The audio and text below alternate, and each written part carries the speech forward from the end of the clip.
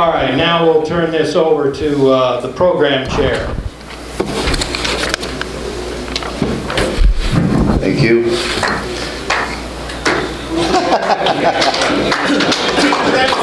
Oh, so much.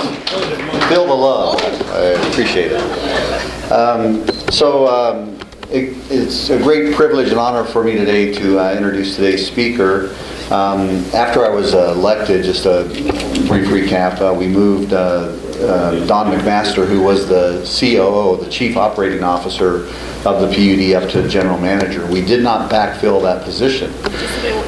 We had an HR director that left. We did not backfill that position. Those duties were spread amongst other employees. We had a government affairs director who left, and we didn't backfill that. We've done various things to be financially sound down at the PUD, and the person keeping track of that is today's speaker. Today's speaker is the Chief Financial Officer for Cowlitz PUD. He joined Cowlitz PUD in June of 2011 following a 19-year career with Moss Adams in Portland. At Moss Adams, he was a partner and lead of the energy and utility services. His role at the PUD is to oversee all finances and accounting functions. He was born and raised in Vancouver, later attending Clark College and at the University of Portland. He earned his bachelor degree in accounting in 1992. He is married with one daughter. He enjoys all sports and outdoors activities. He coaches soccer and puts his financial skills to work as a volunteer treasurer for the Salmon Creek Soccer Club. So I'd like you to give a warm Lions welcome to the Chief Financial Officer of Cowlitz PUD, Trent Martin.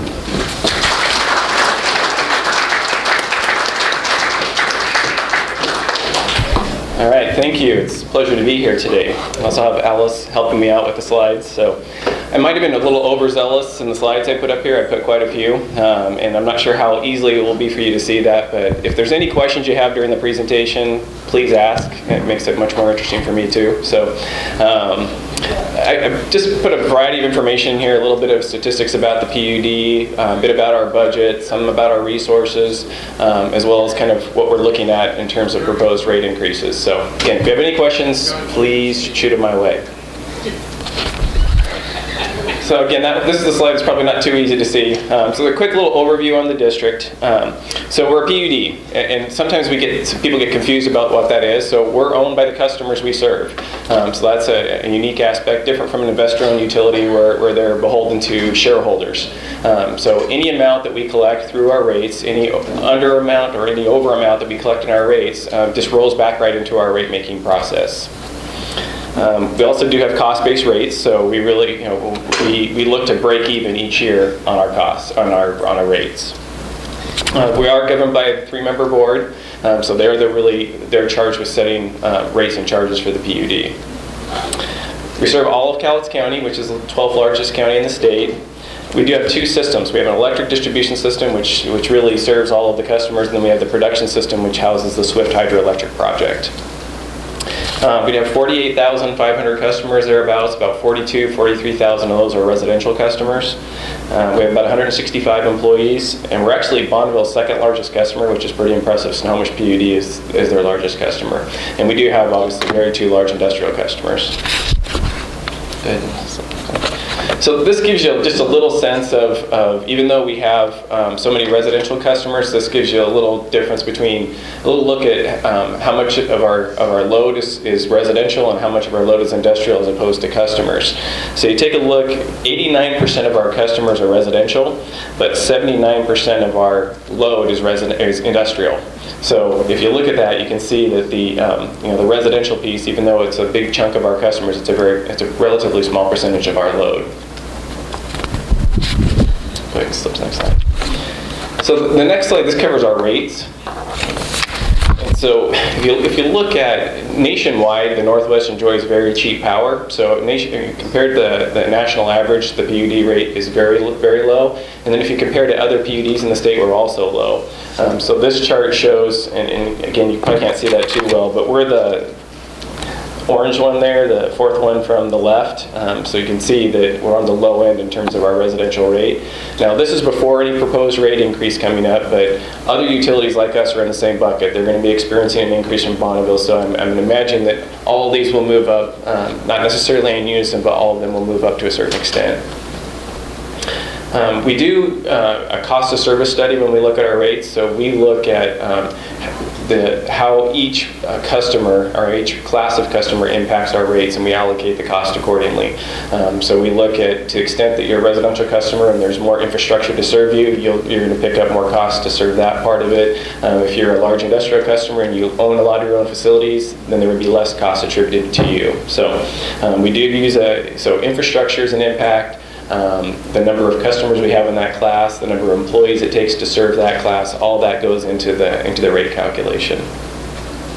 We do have a rate advisory committee, and that started in 2013, so it's made up of 15 members of the community. 9 of those are from the residential class, and they represent the various districts, and the balance of them represent commercial and industrial customers. So that's been a very good step for the PUD in terms of improving transparency and getting more community involvement in our rate-making process. So we're in the midst of that right now. Tomorrow night we actually have a rate hearing from 7 o'clock, because that's when it starts. So if any of you are interested, we have a rate hearing tomorrow night at 7 o'clock. And there'll be those are recommendation from the rate advisory committee, but again, it's just a recommendation. Ultimately, the board sets the rates.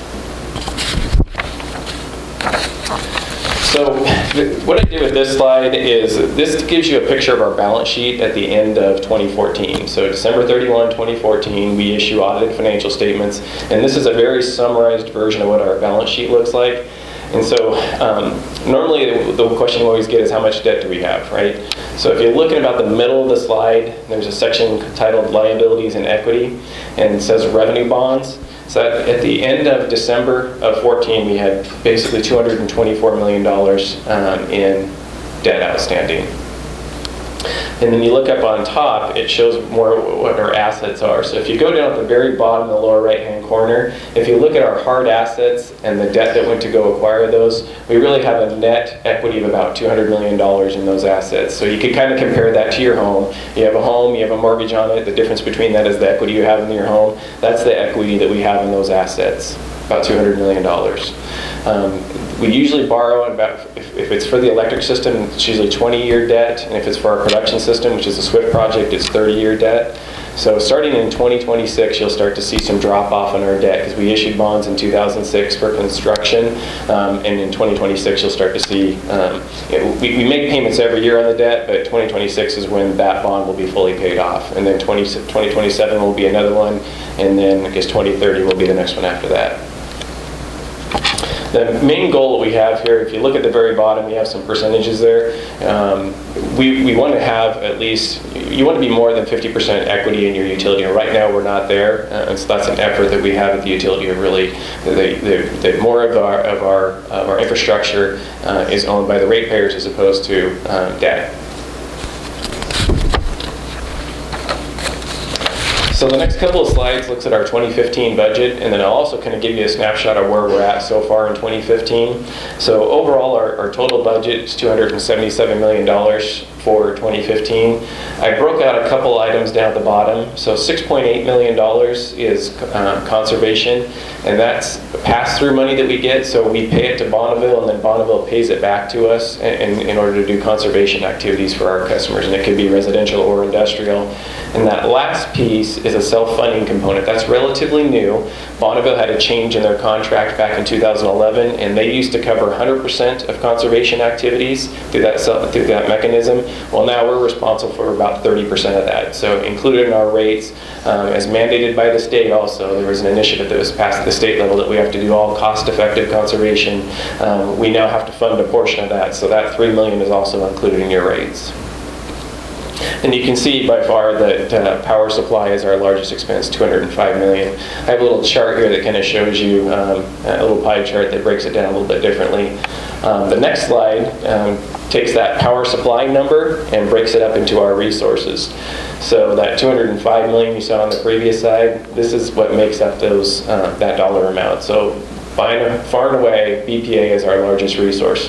187 million of that 205 million goes to BPA, so it's about 90% of our load. Some other smaller resources in there, Grant PUD, that used to be a great resource for us. Grant PUD has a couple of dams, and we had a contract that we bought power from them. But that contract allowed that when the load grew in Grant County, they could take that power back. And so we only get about 1 average megawatt of that now, so a very small amount of power. And we actually get a credit from them to the extent that they sell that power. They give some of that money back to us, so it's net of the costs associated with that. Question? So from your chart, I'm seeing that you're forecasting we're losing $8.2 million on wind sales. So that looks like a loss on here, but since these are costs, that's actually a reduction in cost, so that's positive. But if you looked at the true economics of our wind projects, we're actually losing about $14 million a year on those. So this is the revenue side of the equation, and then you'll see down below, you'll see White Creek and Harvest Wind of $13 million and $3 million. Those are the costs associated with that revenue. And then if you factor in a cost of capital, it's about a $14 million loss a year. We also have the SWIFT project there in about the million, so that's 7.6 million. We put it on here as a cost, and overall to the utility it is that amount of money. But what happens is, because we have the two systems, the electric system buys all the power from the production system for the annual cost, which includes debt service, which is about $7.6 million in total between their operating costs and their debt. And then down at the bottom, as I pointed out there, White Creek and Harvest Wind. So those are the wind projects that we got into as a result of the Initiative 937 that was passed, and I'll touch on that a bit more in an upcoming slide. So any questions on this at all? All right.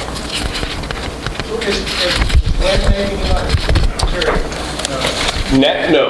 Okay. When we first got into the wind projects, the answer is yes. So we have a rate stabilization fund that we've been building up in the first years. So I'll give you a little bit of quick history on that. In the first years of the wind projects, the renewable energy credits that were created by the wind projects were very valuable down in California, and we were able to sell and made money, about $7 million the first couple of years of operations, and we put that into reserves and started building our rate stabilization.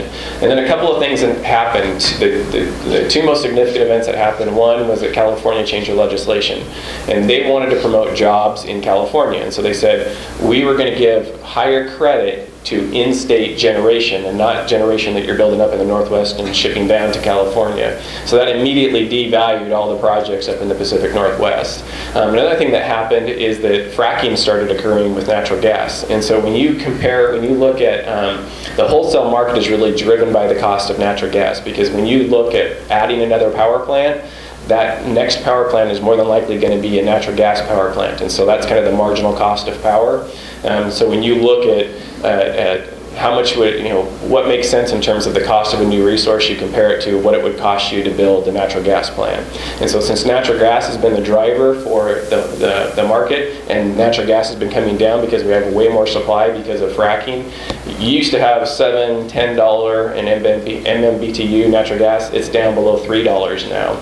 And so that drove the wholesale market way down. So any power that we were creating that was surplus that we were able to sell to California, we're now getting less for it. So when you have a power that comes off of a wind project, there's two revenue components to it. There's just the actual power, which they call the brown power, and then there's the renewable energy credit. And both of those dropped in value, felt like almost overnight. One because of California legislative changes, and the other one because natural gas prices came down so much, which reduced the wholesale market. So pretty big impacts on the economics of those projects. Why can't we back out of the wind project?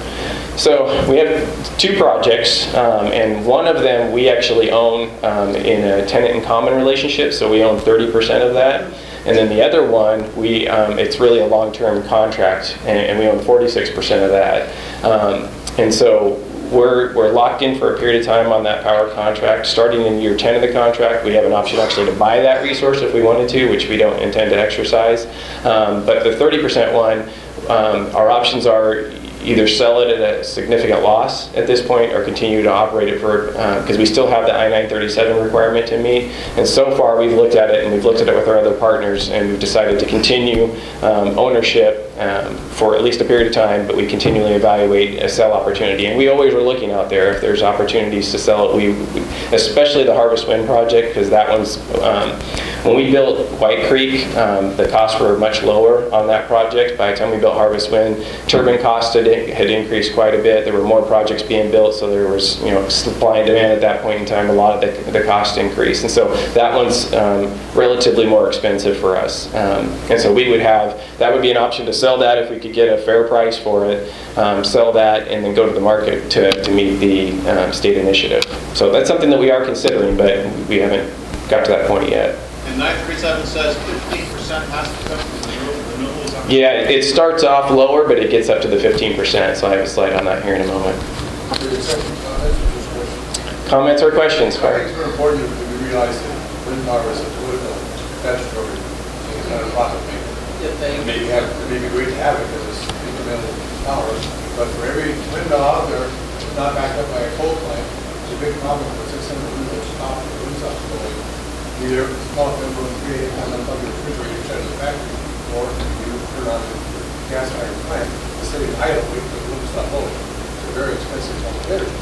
Yeah, it's very hard in the Pacific Northwest because of our hydro system. It wasn't necessarily a needed resource, that the renewable resources weren't necessarily needed, and it's intermittent, right? So if you look at a wind project, it is generating power about 30% of the time. So it's what they call their capacity factor, and you don't know when that 30% is going to come. You don't know if it's going to come when you actually need the power or not, and so you got to back it up with some other resource. So it's hard to integrate. Any other questions? Okay.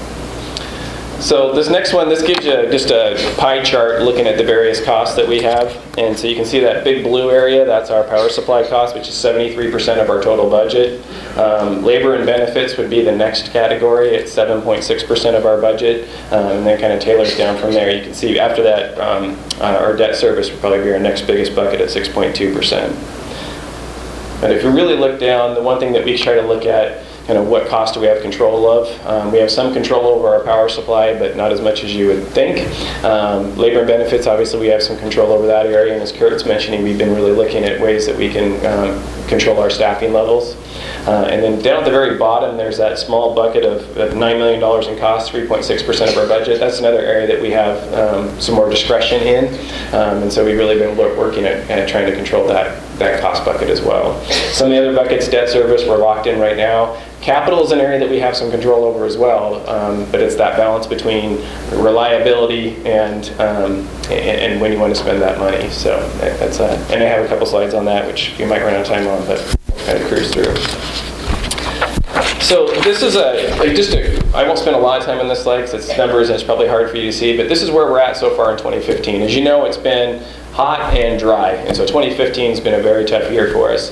Because it's been nice, we haven't had in the winter months when we would typically have a lot of heating load, there wasn't that heating load that came, so our sales are down, so that's less revenue to the PUD. On top of that, there wasn't much snow and there hasn't been much precipitation, so the surplus power that we generally have and are able to sell into the market, there's not much of that either. And wholesale prices are down, so there's not been much wind generation, there's not been much hydro generation, and prices have been low. So all that surplus power that we're usually able to sell and reduce our costs to the ratepayers, it's not been there. So it's been a real tough year. So if you look at the very bottom there, kind of lower right-hand corner, so compared to where we were at this point last year, we're down $5.5 million in net margins. So pretty significant. The month of June itself, last year, the month of June, we made $800,000. We lost $1.2 million this June. So significant impact for 2015. It's definitely been a rough year. The other item to point out that we are still ahead of budget at this point in the year, but I think it's a little bit misleading because we had some earlier runoff than we would typically had. So I think the earlier part of the year was a little bit better than we would typically see, and we always have some lost months in there, but we're going to see a much bigger drop off this year and sooner. So right now we're still keeping our head above budget, but I expect hopefully to end up right at or just a little bit below budget this year, but we'll see how it plays out for the balance of the year. We give an update every month to the board. This is just a quick snapshot to show you here. at the very top, compared to prior year, our loads are down 11%. So the amount of power that our residential customers are using is 11% less this year, almost 12% less this year than last year. And so that has a significant impact on the amount of revenue that comes into the utility. So overall in our 2015, the main things to point out for 2015 are, again, we're seeing less revenue from our customers, less revenue from our surplus. We still have the same level of costs, and so we're eating into our cash. We're having reduced margins this year to a pretty significant level. Unfortunately, they're predicting that 2016 could be a similar year, and so we'll have to see how that plays out. But right now, it's the kind of El Nino effect that they're looking at, and so they're thinking that 2016 is going to be drier as well. So district resources, we touched on these a little bit in the earlier slide, but we're what's called the statutory preference customer of Bonneville, and again, they're 90% of our load. And that product has two components to it, a block product and a slice product. The block product is a set amount of power that we buy that's kind of shaped throughout the year. We get more power during the winter months when we need that heating load and less power during the summer months, but we get a certain amount of power throughout the year. And the other part is what's called the slice component. So we get a percentage of whatever generation comes through the hydro system. And so if it's a year that there's a lot of generation, then we have surplus that we can sell on the market. If we get relatively less generation, then we may have to go out and buy market purchases to make up that difference. So it really requires us to manage that piece of our power portfolio and be able to track, what are we getting in terms of generation? When are we getting it? Are we getting it during the day when we have more load? Are we getting it in the middle of the night? So it's a resource that we have to spend a fair bit of time managing. That contract actually runs through 2028. Swift project, that was originally built in 57-58. We all know about the embankment failure that occurred in 2002, so that was largely rebuilt in 2006, by 2006. So that's a relatively new resource for us, but unfortunately it more than doubled the cost of that resource to the PUD that embankment failure did. So it was about a $15 resource and it moved up to over a $30, $35 resource. So it became a much more expensive resource to the PUD. Our I-937 resources, we talked about that, and then again we have grant and market purchases. So this slide hits on the State Initiative 937. So this was passed in 2006, and it requires that utilities that have over 25,000 customers, a portion of your portfolio has to be renewable energy, even if you didn't need it. So that was the great thing. There were options to comply with the law. The PUD chose wind projects, but you could have gone to market, you could have taken other approaches, but the PUD invested in Harvest Wind and White Creek. So the way that the requirement works is that from 12 to 15, it's a 3% requirement, and then it jumps up to 9% between 2016 and 2019, and then after that it's 15%. So right now, what happens with these is you just can't build a resource overnight, right? So you end up building ahead of need, and that's where we're at. We built these projects in advance of meeting these requirements, knowing that they were out there, and so any amount that we don't need to meet our current requirement, we're selling into the market. Again, those earlier years, they were really good. Right now, in some cases, you're able to get a renewable energy credit. In the early days, you could sell a renewable energy credit for $35. You could buy a renewable energy credit in some areas now for 50 cents. So, huge difference. We're meeting our 937 requirement with White Creek, Harvest Wind, and Nine Canyon, and we have resources right now to meet our need through 2026 about that. And then at that point, we would have to go out and secure additional renewable energy, but we would rely on the market for that. We wouldn't build any new resources. And the last piece there is conservation. So the other aspect that was required by this initiative is that you have to do all what's called cost-effective conservation, which is a pretty subjective term, but it does require us to do a certain level of conservation. What happens is that there's an overall plan that's conducted by a group called PPC, and they show you here's the total, what we think is the conservation potential, and then you have to of that total conservation potential, how much is it can your individual PUD attain, and then that's your target. So you can't just set your bar really low. It will be audited by the state, so the state will come in and say, well, you'll have this regional organization that says you can achieve this much conservation. how much of that are you, and then they'll take a look at your service territory and other characteristics to make sure that you're not trying to lowball your number. So talk a little bit about aging infrastructure. So the debt that we took on obviously we had about $140 million capital plan that we looked at starting in about 2006, 2007 timeframe.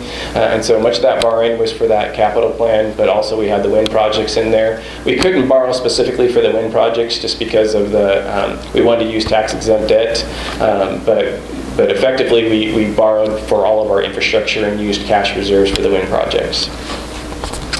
So a little bit of information on our infrastructure, and then I'll show you some slides that you can see where we had many years where we didn't spend as much on capital as we should have, and we're paying for that now. So we have 1,144 square mile service area, 120 miles of transmission line, 1,900 miles of distribution line, that's overhead and underground, approximately 20,000 poles out there. And then 41 substations. So a fair bit of infrastructure I mean 49,000 meters, but a fair bit of infrastructure to serve all of our customers. It takes a fair bit to maintain that. So this next slide, and you're not going to be able to see the dates down below, so I'll point those out. So for a period of time in the earlier years, we did a good job spending on capital and investing in their infrastructure. And then starting in about 82 to all the way to 2004, we were spending less on capital than what really would have been prudent to maintain the system. And so you had a lot of deferred capital spend, and that ran for a lengthy period of time, and now we're paying for it. We were having significant reliability issues. We had very old substations that we were concerned about failure at the substations. So you can see over a relatively short period of time, we've tried to play a little catch up, and so that's what's contributed to that significant debt, but also an increase in infrastructure. So again, it was a 10-year, in 2006 there was a 10-year capital plan developed, and one big effort in there was to upgrade the transmission component of our system from 69 to 115 kV. That definitely improves reliability, and it's also good for the commercial and industrial customers, and it also should help promote economic growth. And it also, in the process of doing that, we loop the system. So when you have an outage, you can reroute so that hopefully you can have fewer customers. You can get a customer back online much sooner while you're repairing that segment that went down. So reliability was a significant factor, and we also wanted to increase the capacity for future economic development. So the components of the capital plan specifically were to rebuild 9 substations, upgrade 20 miles of transmission line, that's 69 to 115, install fiber optic communication, and so that's all of our substations can communicate with each other, and also allows us to do the switching that we need to do to keep up reliability. So if an area goes down, we can switch the system to get those customers back up sooner. Underground cable replacement, that's been a significant effort. We had some cable in there we put in the ground, and it's failed at a faster rate than we were hoping. And so we've been in the process of replacing that and trying to cut down the number of faults. So we have a plan in place where we're replacing so many miles each year. And I have a slide that kind of shows the improvements that we've seen in terms of reliability because of that. Automated metering infrastructure, so that's also been a significant investment. That's helped to reduce some of the labor needs at the utility. We were able to replace some of the meter readers, and then we also, it allows us to take more advantage of the infrastructure that we've built with our customers. And then we also put in a new computer system, which is a significant effort. We had a system in place that we've been for almost 20 years. So the next slide we'll go through fairly quickly. This just shows some pictures of some substations. This is Washington, or I guess the first one, John Street. John Street this was a John Street substation that was rebuilt. The next one is Washington Way. And then 7th Avenue, I believe, is this one. Go ahead and click the next one. And this is East Kelso. So there's significant investments in those substations. Probably to rebuild the substation, you're looking at about $2 to $2.5 million. So it's a significant amount of money. So the next slides we'll go through fairly quickly, but this shows, so this is specific to our underground replacement. So that shows you the fault rate that we were having starting back in 2005, and it runs to 2014. And you can see with the investments that we've made in replacing that underground cable, we've had much fewer faults, which has improved our reliability considerably. This next one is another measure with all of our infrastructure changes, not just cable replacement as well as the substation upgrades that we've made, as well as the looping of the system. And you can see the green line there in the middle, but basically each one of those is showing a considerable improvement in reliability. And that's one thing that I know that when we started on the ERAC process, that most of the members on there, from residential all the way through industrial, very much appreciated the reliability improvements. And we had one gentleman on there in particular. He has some competitors up in Lewis County, and he was talking about, well, when a power outage would occur, they're down for 4 days, and he was down for just hours. So for him, that was a big issue. So these are probably slides you're interested in particular, the proposed rate increase. So rate drivers for the utility can either be your annual costs, which is just your annual operating expenses, which is that earlier slide we looked at, our power costs, our debt service, our labor, other expenses. It can be your capital requirements, or it can also be what's called your debt service coverage. And so because we borrowed money, bondholders want to get paid back. And so there's a requirement in those documents that we collect 1.25 times our debt service. So whatever our debt service number is in a given year, we have to collect that plus a quarter more of that to protect the bondholders. And so that could be a driver for your rate increase. In this current proposed rate increase, it's focused more on our operating expenses. So Bonneville right now, we just got the final record of decision, 7.1% increase in the power side of Bonneville, and a 4.4% increase on the transmission side. So that's a big driver for our power costs this year, as well as, remember I was talking to you about that less surplus and lower prices? That's also been a significant driver. So we're expecting to see less generation from hydro and wind, and we're going to be selling that less generation into a low power or into a lower price market. So that's going to be less money that we can reduce our power costs to the ratepayers. So those two things in particular are significant drivers for this year's proposed rate increase. And the next one would be capital funding. So we're currently, by the end of this year, we'll be all out of that bond money that I was talking about. So we'll have no more bond money to apply towards capital projects. So all of the future capital funding, until we decide at some point to take on additional debt, which there's not a lot of appetite for that right now, will come out of current rates. Am I running out of time? Yes, you are. Okay, sorry. And we'll all come to that meeting tomorrow night. Okay. So should I like cut it or Well, 2 minutes? I'm done. Yeah. Okay. Sorry about that. I ran long. No, I appreciate the information, and will you hang around for questions? You bet. I'll if hang you around. ask? If anybody has any questions, come talk to me. And there's a mug that you can fill up with your favorite beverage. All right. Thank you. Thank you.